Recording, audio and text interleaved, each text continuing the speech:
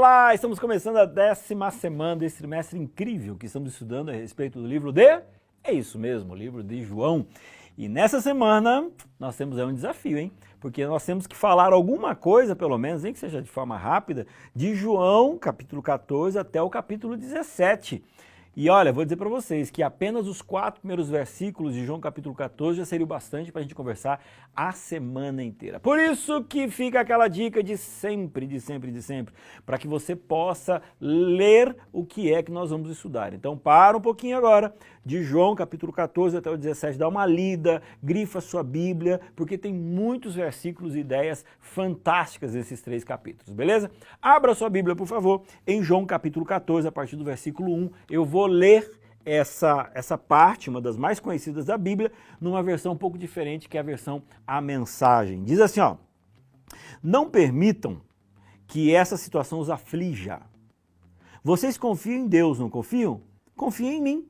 Há muitos lugares na casa do meu pai. Se não fosse assim, acham que eu teria dito que vou preparar lugar para vocês? Mas se vou preparar lugar para vocês, significa que vou retornar e levá-los comigo, para que possam viver onde eu vivo.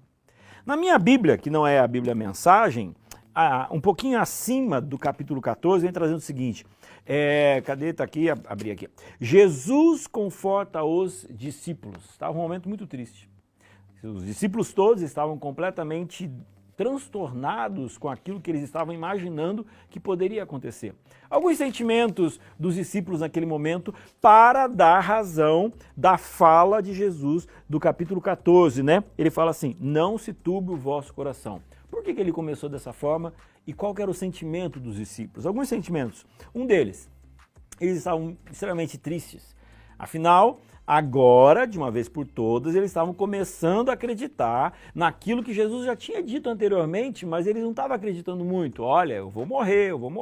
E Jesus dava dicas. Só que agora eles estavam percebendo realmente que as coisas estavam andando para essa direção. Então eles imaginavam, olha, nosso amigo, nosso mestre, aquele que deu sentido à nossa vida, vai morrer, né? E todo mundo entendia que se uma pessoa morre, uma pessoa desaparece da nossa vida de certa forma, né? Então, qual era o primeiro sentimento? Sentimento de tristeza. Outro sentimento que eles estavam era o sentimento de vergonha.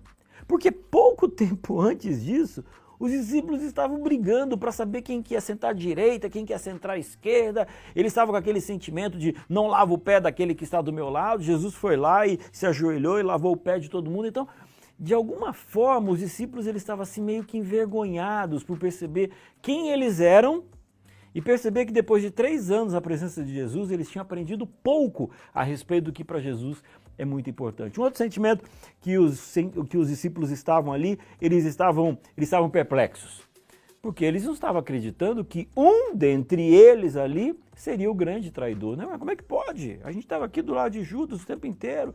Judas escutou Jesus, Judas viu os milagres de Jesus e agora ele vai ser o traidor. Então eles estavam perplexos com essa realidade. O último sentimento que eles estavam extremamente angustiados. O que vai ser do futuro de Jesus? É uma pergunta, mas o que será do nosso futuro?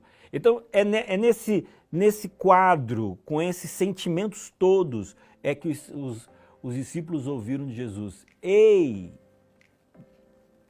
meus amigos, galera, meus discípulos, não se turbe o vosso coração.